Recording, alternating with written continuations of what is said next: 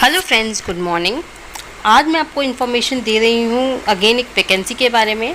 ICMR regional medical research centre Bhubaneswar में vacancy आई हुई है, जिसकी लास्ट डेट है 10 जून 2022। शाम 5 बजे तक आपको वैकेंसी के लिए अप्लाई करना है, तो आपको इनको मेल करना है। मेल एड्रेस इनका है otfhs.rmrc@gmail.com। पोस्ट अप्लाइड फॉर जो आपका प्रोजेक्ट टाइटल है और पोस्ट अप्लाइड फॉर दोनों चीज़ें आपको अपने ईमेल के सब्जेक्ट सेक्शन में लिखनी है, ठीक है।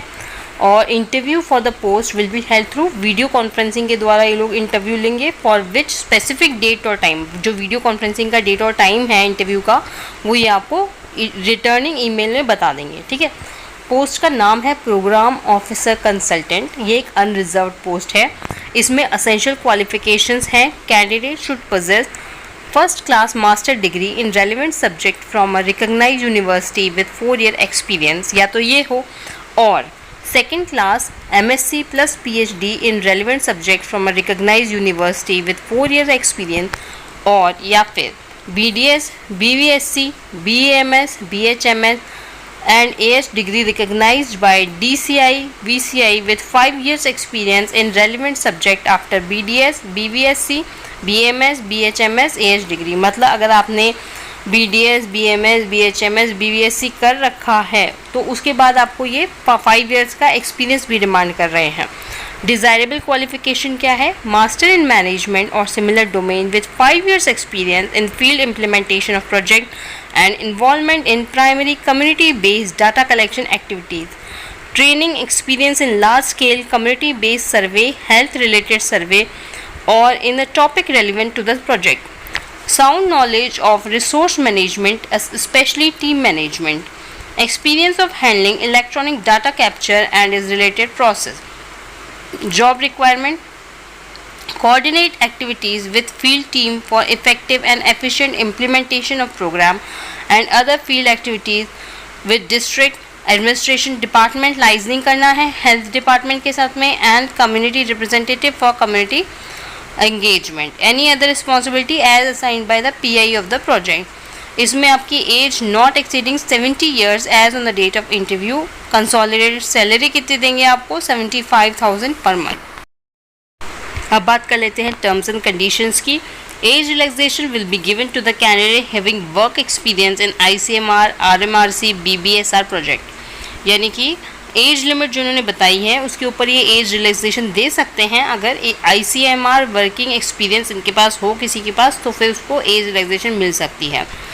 Qualification and experience should be in relevant discipline field and from an institute of repute. Experience should have been gained after acquiring the minimum essential qualification. जो minimum qualification है उसके ऊपर experience होना चाहिए। Mere fulfilling the essential qualification does not guarantee the selection. Canvassing in any form will be a disqualification. Consolidated salary of the post may vary from time to time. Director ICMR RMRC Bhubaneswar reserve right to consider or reject any application or candidature. Submission of wrong or false information during the process of selection shall disqualify the candidate at any stage.